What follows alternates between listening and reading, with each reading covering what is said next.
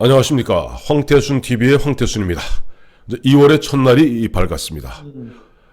자, 우리 뉴욕에 있는 김영광 특파원 불러보겠습니다. 김 특파원.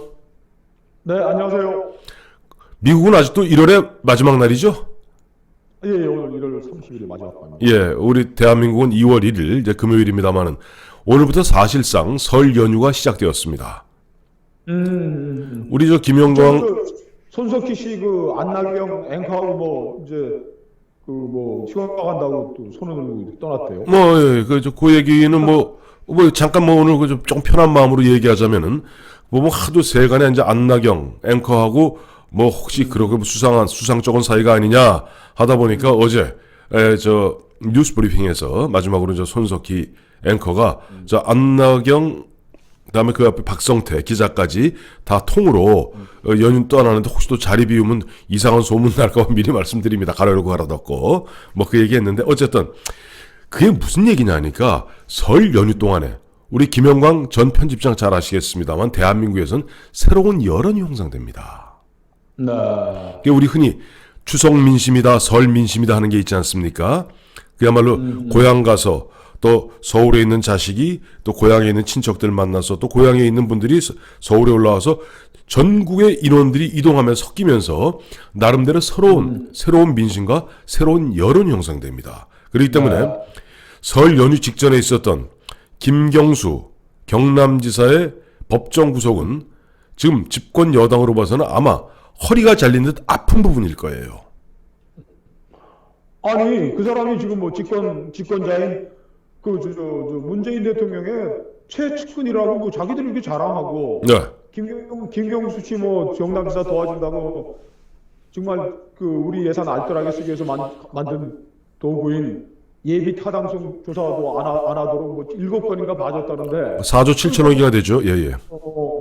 그쪽 했는데 그냥 그거 나오는 날 뭐가 잘렸으니 자, 목이 서늘하신 분이 한 분 있겠죠, 누구. 예, 목이 서늘한 분은 청와대에 계시는 분이 그분이 목이 서늘할 것이고, 그 얘기는 어제가 저희가 한번 짚어드렸습니다만, 그러다 보니까 아마 지금 집권당인 민주당, 그 다음에 이른바 문바라고 그러죠, 문바들이 난리가 났어요. 비근한여로서 지금 청와대는 지금 어떠한 입장도 내놓고 있지 않습니다. 다만 비공식적으로 보면 기자들에게 백그라운드 브리핑 하면서, 우리 입장을 갖다 묻지 마세요. 우리 입장은 민주당 입장과 다르지 않습니다. 그런데 민주당 입장이 한마디로 골 때립니다. 자, 오늘 제가 한번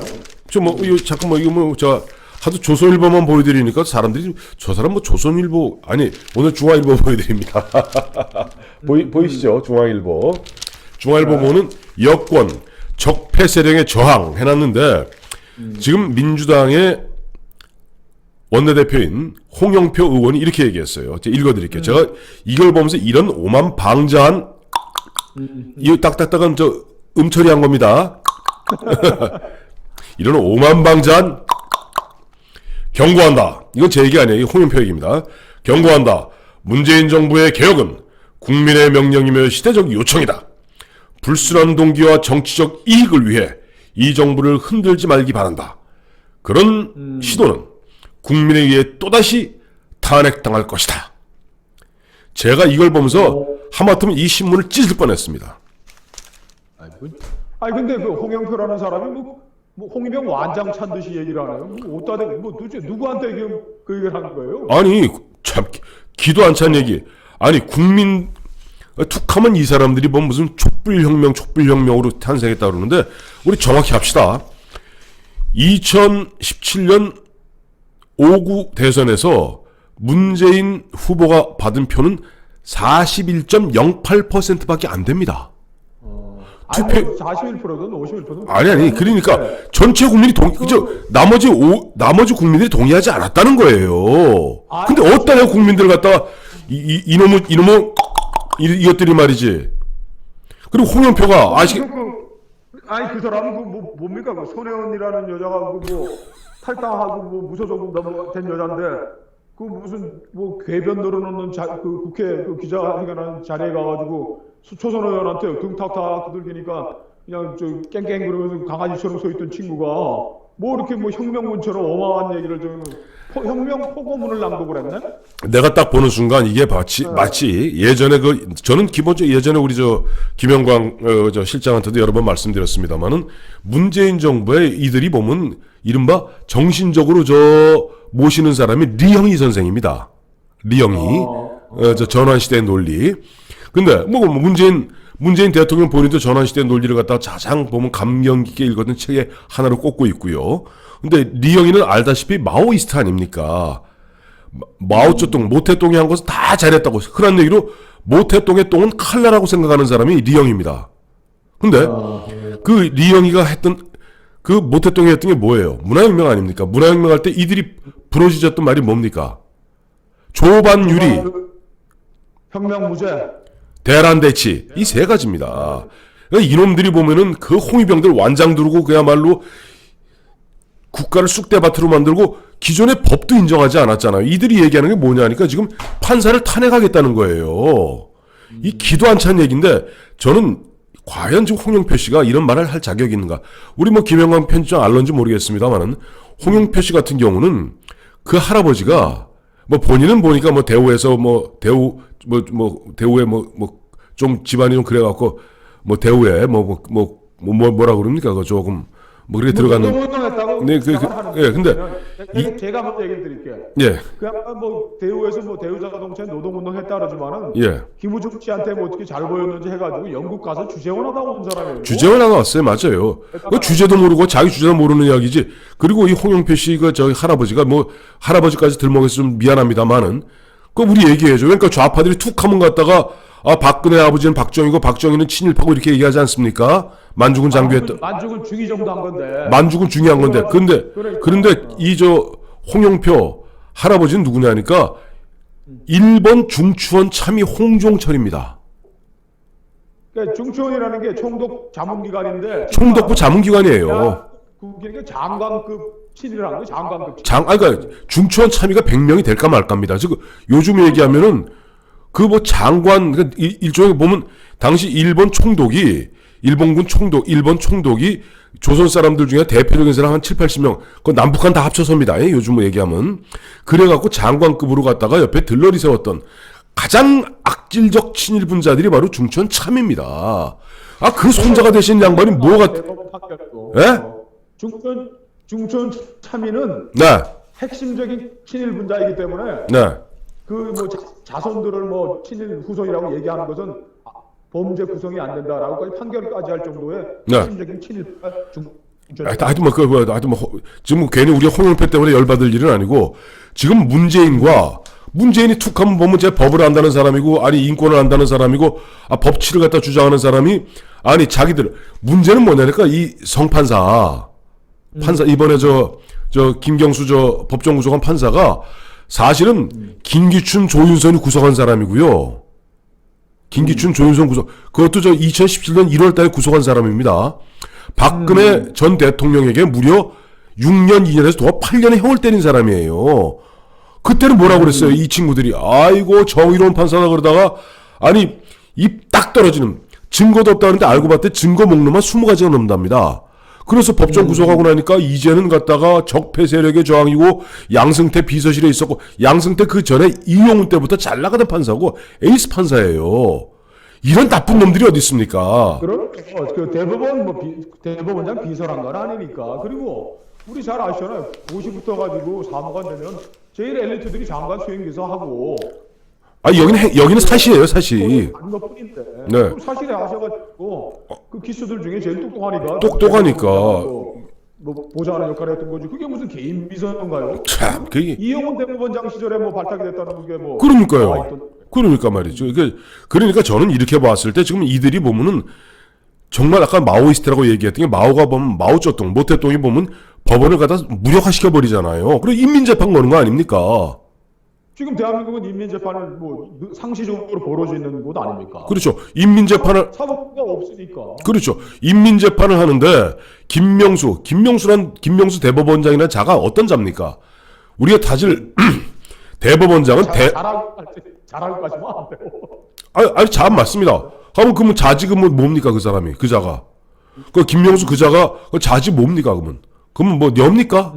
자, 김명수 그자가 보면은 실제 춘천지법원장인가 하다가 얘기하면 굳이 이야기하자면 군대로 이야기하면 일선 사단장 하다가 군단장 군사령관 거치지 않고 육군 참모총장 된 사람이에요. 문재인 씨에 의해서. 저도 황 대표님 지적에 동의합니다. 네. 지금 탄핵돼야 될 사람은 김명수 대법원장인 거예요. 이 김명수라는 자가 네. 이 사법부의 대문을 정문을 활짝 열고 네. 사심이 칼든 조폭들이 들어와가지고 판사들을 지금 그 난자질을 하도록 문을 연 사람이 아닙니까? 맞습니다. 그 문재인 정부의 그 과거사 뭐 규명위원회 비슷한 그 무슨 저 민정당 시절에 뭐 사회정화위원회 비슷하게 만들어가지고 네네. 자체적으로 대법원에 설치했던 네. 저 홍위병 완했던 사람들이 네. 조사위원들이 네. 이거 뭐 재판거래나 저 양승태 대법원장은 이렇게 사법 처리할 사안은 아니고 네. 자체적으로 정화할 거라고 그랬는데 문재인 대통령이 뭐라 그러니까 아이고 뭐 검찰 수사에 응하겠습니다 뭐 하고 해서 사법부를 지금 개판으로 만들고 사법부의 정치적 독립을 훼손시킨 게 그 네. 양반이에요. 어떻게 지금 누굴 탄핵을 합니까? 맞습니다. 작년 기억하시겠습니다. 지난해 9월에 우리나라가 보면 이른바 사법권을 갖다가 미 군정으로부터 돌려받은 지가 지난해 9월이 딱 70년 되는 날입니다. 그날 문재인 대통령이 대법원 가서 바로 그 서슬퍼렇게 그야말로 사법부 전체를 개꾸짖듯 꾸짖지 않았습니까? 그때 김명수 그자가 한 게 뭡니까? 머리 조아리면서 그야말로 사법부를 갖다 이미 권력에 예속시켜버린 거예요. 그러니까 그야말로 상권 분립을 갖다가 우리가 보호하기 위해서라도 상권 분립이 전제되지 않으면 대한민국은 민주공화국이 아닙니다. 그러기 위해서라도 지금 아까 우리 김영광 편집장 말씀하신 대로 김명수 대법원장 자기 사법부를 지키지 못하는 김명수 대법원장을 바로 탄핵해야 됩니다. 지금 홍영표라는 자가 네네. 그 뭐 일제시대 중추현 참의 손자 정도 네. 한 친구가 네. 이런 뭐 사법부를 지금 무슨 이상한 뭐 빨갱이 집단으로 몰아가는 이런 희한한 그 얘기를 하면은 대법원장이 나서서 그런 얘기하면 안 된다. 사법부의 독립이 민주주의와 국민의 인권을 지키는 가장 중요한 보루다라고 얘기를 하고 막아 나서야지. 네. 지금 그자는 지금 뭐 하고 있습니까? 제가 그 미국 얘기 하나 해드릴게요. 예. 미국 가셔서 특파원이 미국 얘기 해주셔야죠. 예. 지난 10월에 미국이 대법관 캐버너 캐버너 대법관, 예. 네. 한 달 동안 난리 났지 않습니까? 그렇죠, 예. 민주당이 상원에서 그냥 대골빵 잡고 그냥 죽기 살기로 싸웠는데 네. 그 의혹은 30년 전 고등학교 때 성추행을 시도하려는 의혹이 있었다라는 거였어요. 그렇죠. 그래서 이거 공화당이 죽기 살기로 막아가지고 이제 인준이 되고 나서 네. 존 로버츠 연방 대법원장이 직후죠. 네. 임명되고 나서 직후에 그 미네소타 대학에 가서 연설을 했어요. 그러면서 사법부는 정치적 독립이 가장 중요하다. 그렇죠. 우리는 이제 민주당과 가로 열고 닫고 민주당과 공화당의 정치적 대립을 우리는 비판하지 않겠다. 네네. 그러나 사법부는 달라야 한다. 네. 우리는 헌법을 대변한다. 네. 우리의 역할은 미국의 헌법과 법률을 해석하는 것이고 네. 정치적 대립도 그 테두리 속에서 이루어지도록 하는 것이다라고 얘기를 했습니다. 잠깐 그 대목 못 들었어요. 정치적 뭐요? 뒷대목 정치적. 정치적 갈등과 대립도 네, 정치적 갈등과 대립도 속에서 이루어지도록 하는 것이다. 지극히 당연한 얘기죠. 홍영표라는 자가 흡사 집권 여당과 대통령은 헌법 위에서 네. 사법부 위에 서 있다는 식으로 오만방자하게 독재를 하겠다고 선언하는 이 마당에 나서서 네. 사법부 위에는 법 위에는 사람이 있을 수 없고 사법부에 행정부가 있는 것이 아니라고 잘라줘야죠. 그리고 이 존 로버츠 대법원장이 우리 같은 대법원장이 점잖게 가만히 있는 것 같은데 지난 11월 말에는 그 트럼프 대통령이 제구 연방 순회 항소법원 이게 연방 대법원은 2심법원이었는데 하도 미국 제목자관이고 잘 모르다가 대법원은 사법부를 공격한 거예요. 네네. 이 제구 연방 순회 항소법원이 행정부의 발목을 껌껌이 잡아서 일을 못 해먹겠다 그러니까 즉각 성명을 냈습니다. 대법원장이. 대법원장이. 이거 뭐 중요한 부분이 여기입니다. 우리는 오바마 판사도 트럼프 판사도 부시 판사도 클린턴 판사도 없다. 우리는 법 앞에 서 있는 사람들이다. 국민에게 공평한 권리를 주려고 최선을 다하는 훌륭한 판사들이 있다는 사실을 기억해달라. 사법부의 독립이라는 것은 우리 국민과 정치권이 감사해야만 하는 일이다, 이렇게 얘기를 한 거예요. 지금 김명수라는 사법부의 수장이 네. 사법부의 정문을 열어서 지금 저 사시미 칼 든 조폭들이 와서 난자질을 하도록 방치했고, 네. 홍영표라는 자가 흡사 사법부가 정당, 헌법의 테두리, 법률 테두리 안에서 움직여야 될 이 사법부가 정당의 일개 정치인이 네. 사법부를 우리가 단죄할 무슨 힘과 권위가 있는 것처럼 이렇게 오만방자하게 천하를 어지럽히고 있는데도 불구하고 그 김명수라는 자가 지금 아무 소리 안 하고 가만히 있다라는 게 자체가 대한민국 민주주의의 위기를 보여주고 있는 것이죠. 아까 우리 김영광 특파원 그를 물어보셨죠. 김명수 그자가 왜 그러는지. 꿀 먹은 벙어리라 그랬습니다. 꿀은 뭘까요? 아까 말씀드렸잖아요.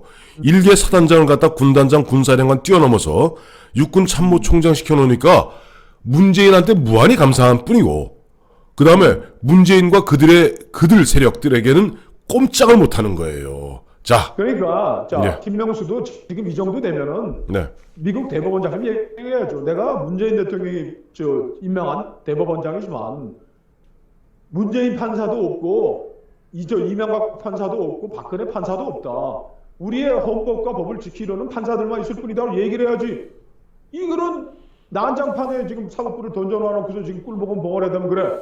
그렇게 대법원장 하고 나면은 무슨 대한민국 역사에 그런 김명수 행정부 수장인 대통령한테 기신기신한 대법원장에 했다는 기록밖에 남지 뭐 좋은 게 있을 거라고. 맞습니다.